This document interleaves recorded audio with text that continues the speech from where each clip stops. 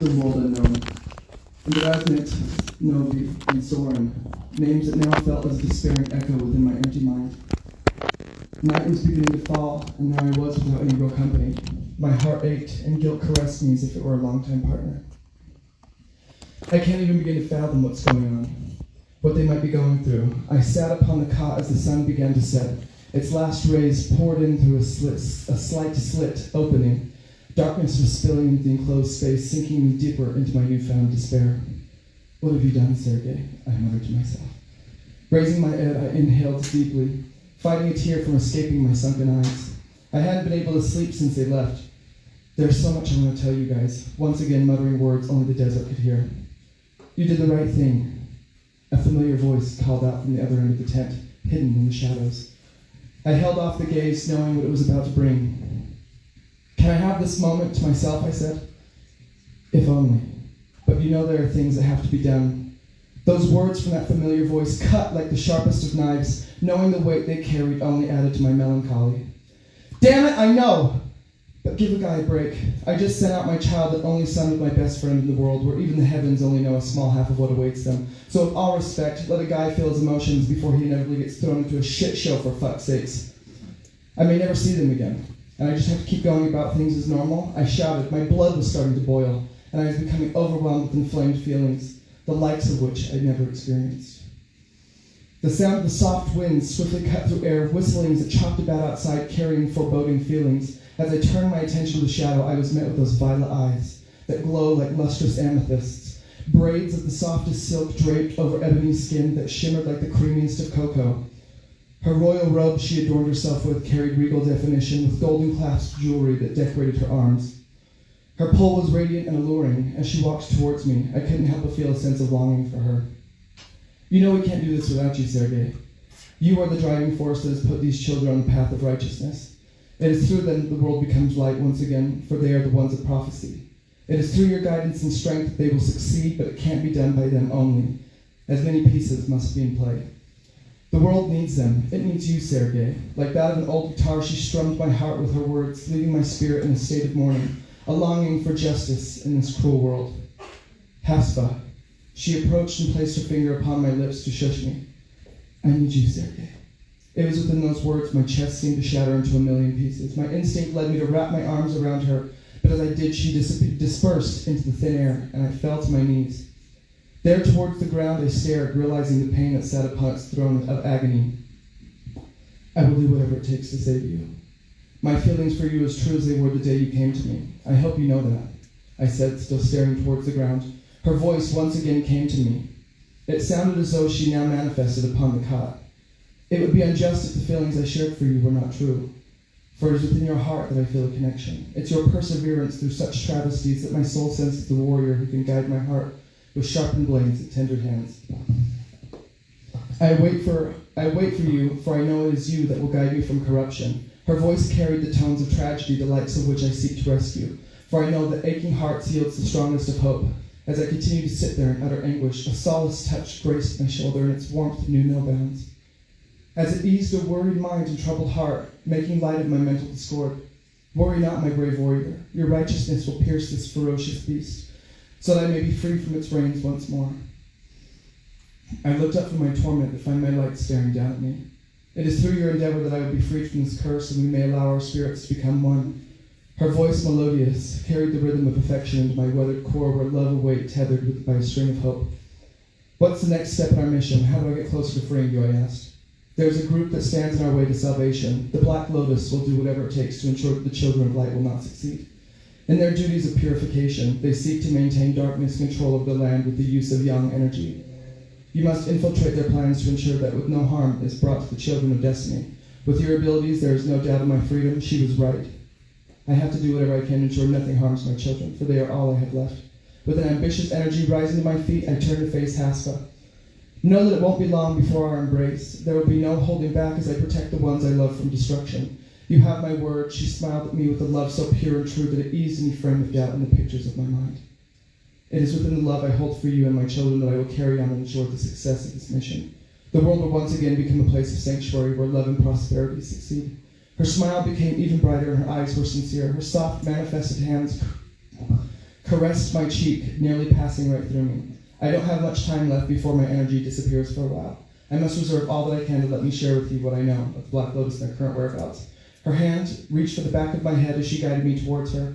Plump and juicy lips set in between my brows, slightly aloft towards the center of my forehead. And with the softness of touches upon that area, I instantly was met with an abundance of knowledge on the situation at hand, so much so that it became almost overwhelming. May your spirit guide you on your path and stay true to your light. Her last words spoken left a positive impact upon my psyche as she dispersed into the air. With this newfound insight, I knew what I had to do. I had to act now for my children and for her, for a better world.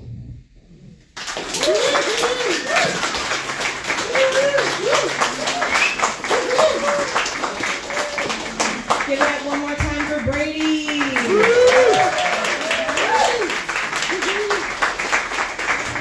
That was so beautifully descriptive, and it took me to another place. Thank you for your brilliant words.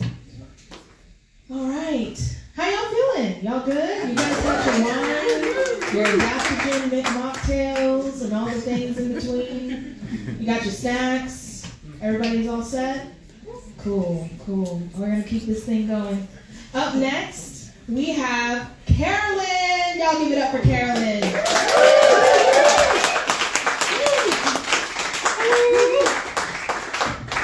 Thank you, guys. I'm Carolyn. I'm the other co-coordinator of SoulCity Slam with Holton, who's fabulous, and we're on your beautiful mic, just, sharing space, spending time. We are brand new co-coordinators within the last month, and we're really trying to just reach out to more people.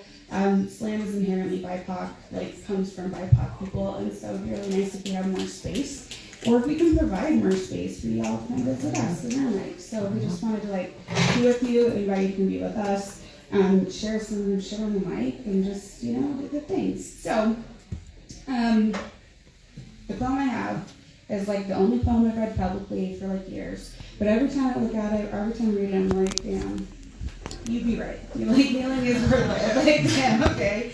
And I went through very recently a really big healing process to be able to do slam coordination again. I took a large break for a couple of years, just for personal shit, And so this is a poem that I wrote while that was happening and that I've come back to since. And during my recovery, I'm just okay, this is good. So I wanted to share this kind of healing poem for you. I lived in Chicago when I wrote this, and so it has that kind of Chicago influence to it too. Hello, self. Hello, pattern on the ceiling that has eyes. Hello, hollow eyes. Blinking back at me, amorphous and plentiful. Hello, raindrops. Hello, parking spot right outside of my window. Hello, luck. I miss the many versions of you, the yous that have put me here, close to the colliding of dimensions, some where I am alive, some where I'm finally resting, a life too full of all this shit that I can't fix and problems too big to be solved. Hello, bitter half of my coffee sip. I like you more than the sweet half. You have the bravery to be disliked. The ceiling eyes ask me if I have the bravery to be disliked. If enough parts of me have died to understand that the things I've been left with are chosen, make me a survivor, they're intentional. The bitter parts of me are unafraid of the hands that ruined me, sees those hands as smaller and weaker than mine. Lately, I've been feeling sorry for all of the men who abused me. I drove past one of their houses and I just felt sad for all of the things neither of us became. Hello, cream house with the green trim, the most lavender hibiscus. Do you have another you too? Do you think of your old self as new self or as part of your dead self? I'm sorry death sits so heavy on my tongue. I'm not going to do anything about it, but I'm sorry for how he makes this room feel. Death and I have strived this before. Once my saliva became graveyard dirt, they left to blame me for not staying alive longer. So it was too bad I was so full of death and not flowers. All women worth loving are full of flowers. I wonder if, like the cream house with the green trim, I can have flowers on the outside instead. I wonder if the graveyard graveyard dirt and desire seeds can make something beautiful. Is that what healing is?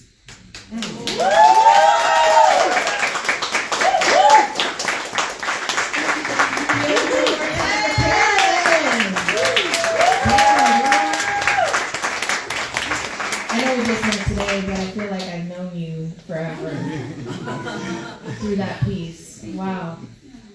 Well, real quick, we're going to take like a 2-minute break. We're going to set up our next performer. And yeah, y'all just chat amongst yourselves, and I'll be back in just a moment. Is that cool with y'all? Woo! Yeah! It has to be, because it's my show.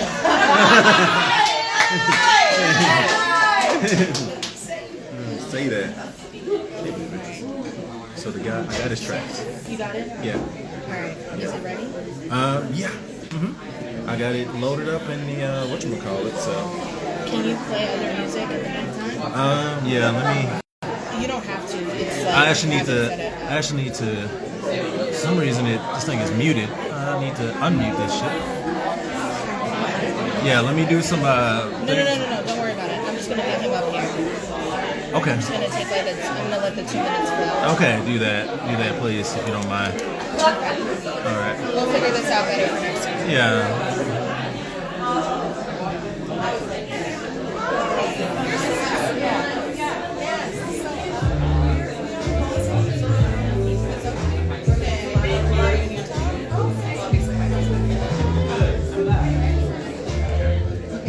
What's up, mama?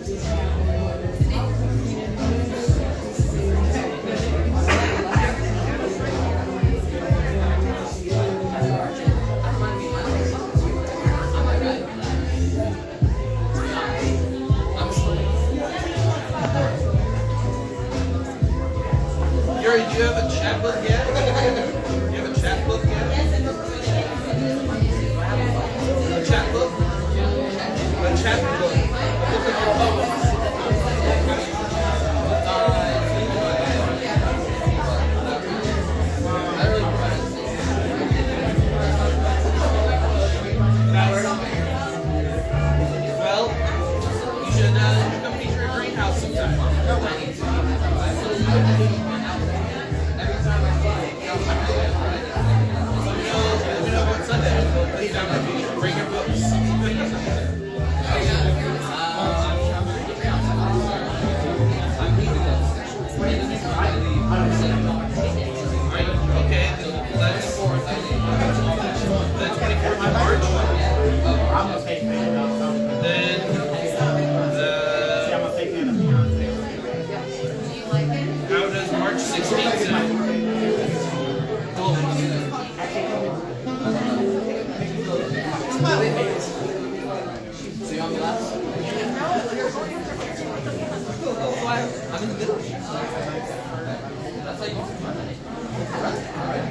Give me your email, I'll send you the full details. Yeah, that's fine. Where you leaving? We're on Christian. All right. Find your seats, get your snacks, gather your drinks. We're about to get this thing going again. Y'all ready to get this thing going again? I said, y'all ready to get this thing going again? All right. We'll let these folks settle in, and we'll get into our next artist.